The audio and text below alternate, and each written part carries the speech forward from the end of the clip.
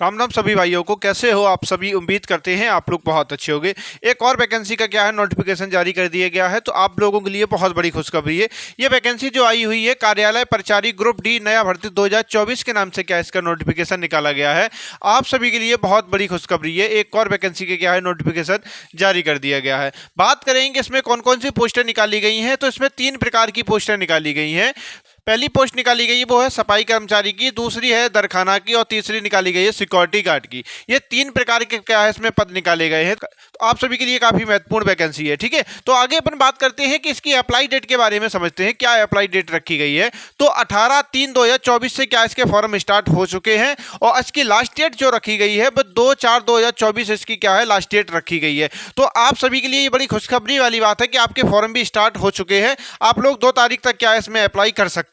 तो last date का आप लोग इंतजार नहीं करेंगे, फॉर्म क्या है लास्ट डेट से पहले ही फिल कर देंगे। ठीक है, आगे बात करते हैं योग्यता। क्या योग्यता रखी गई है इसमें? अगर आप इस वैकेंसी में फॉर्म भरने के इच्छुक हो तो आपके पास क्या क्वालिफिकेशन होनी चाहिए? तो आपने अगर हाई स्कूल तक पढ़ाई कर रखी है, यानी कि 10th तक पढ़ाई कर रखी है, तो आप इस वैकेंसी में फॉर्म भर सकते हो। तो इसलिए आप लोगों के लिए ये वैकेंसी काफी अच्छी वैकेंसी इसलिए है क्योंकि इसमें क्वालिफिकेशन केवल और केवल 10th रखी गई है। आप लोगों के लिए काफी महत्वपूर्ण वैकेंसी है। ठीक है, आगे बात करते हैं एज के बारे में। क्या एज रखी गई है इसमें? किस किस एज के कैंडिडेट इसमें फॉर्म भर सकते हैं?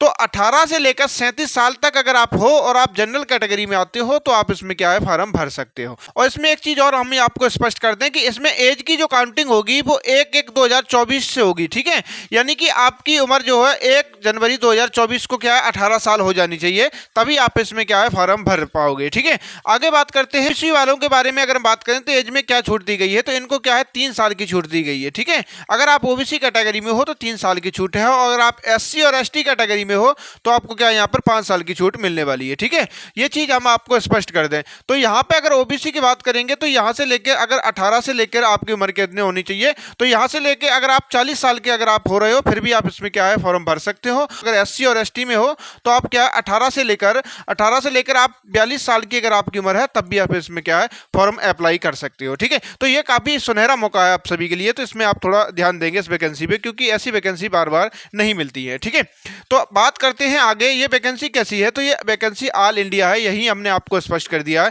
और इसमें क्या है महिलाएं और पुरुष क्या है समान रूप से इसमें क्या है भागीदार हो सकते हैं। सभी के लिए क्या है समान मौका इसमें दिया गया है। ठीक है, आगे बात करते हैं कि अगर आप इस फॉर्म को भरने के इच्छुक हैं तो आपको क्या है कितनी फीस देनी पड़ेगी। तो देखो फीस के बारे में अगर हम बात करें तो देखो अगर आप जनरल कैटेगरी में आते हो या आप ओबीसी कैटेगरी में हो या आप ईडब्ल्यूएस कैटेगरी में हो, आप इनमें से किसी तीनों में से किसी एक कैटेगरी में आते हो तो आपसे क्या है 300 रुपए का क्या है यहाँ पर शुल्क लिया जाएगा। ठीक है, लेकिन अगर आप एससी एसटी और फीमेल कैटेगरी में आते हो तो आपसे क्या है 150 रुपए का यहाँ पे क्या है आप पे चार्ज लगने वाला है। ठीक है, तो फीस के बारे में जो हमने आपको बयान करी दी है वो चीजें आपको स्पष्ट हुई होंगी। ठीक है, आगे बात करते हैं सैलरी के बारे में। अगर आपका सिलेक्शन होता है तो आपको कितनी सैलरी मिलने वाली है। तो देखो सैलरी की बात करें तो देखो तो जैसा ही आपका सिलेक्शन होगा तो जो पहली सैलरी आपको मिलेगी वो 18,000 मिलेगी, लेकिन 18,000 से लेकर 56,900 तक की इसमें क्या सैलरी बताई गई है।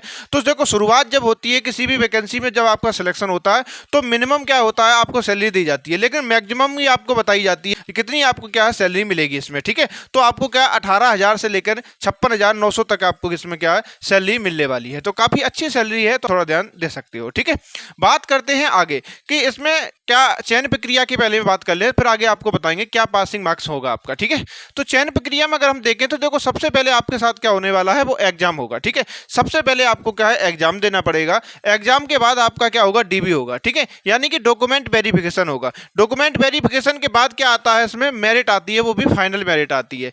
जिन कैंडिडेटों का फाइनल मेरिट में सिलेक्शन होता है वो इनका अंतिम चयन मान लिया जाता है। ठीक है, तो ये चीज आपको स्पष्ट हुई होगी चयन प्रक्रिया के बारे में। तो पहले आपका एग्जाम होगा, फिर आपका डीबी होगा, फिर आपका क्या है मेरिट लिस्ट आएगी। ठीक है, जब ये एग्जाम जो होता है वो एग्जाम का सिलेबस भी आपको दिया गया है। क्या क्या सिलेबस में है वो चीज हम आपको समझा देते हैं।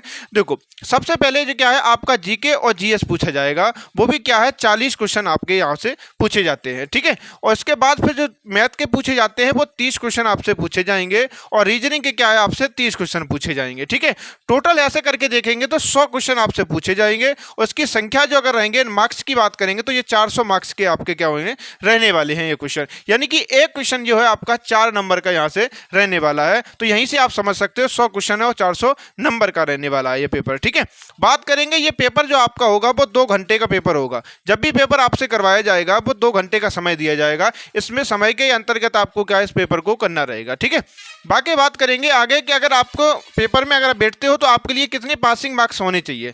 जब इतने मार्क्स होंगे तभी आपका सिलेक्शन माना जाएगा। तो देखो, अगर आप यूआर कैटेगरी में आते हो तो आपके मिनिमम आपके क्या है 40% मार्क्स होने चाहिए। अगर आपके इससे कम अगर मार्क्स हैं तो आपका सिलेक्शन नहीं हो सकता है।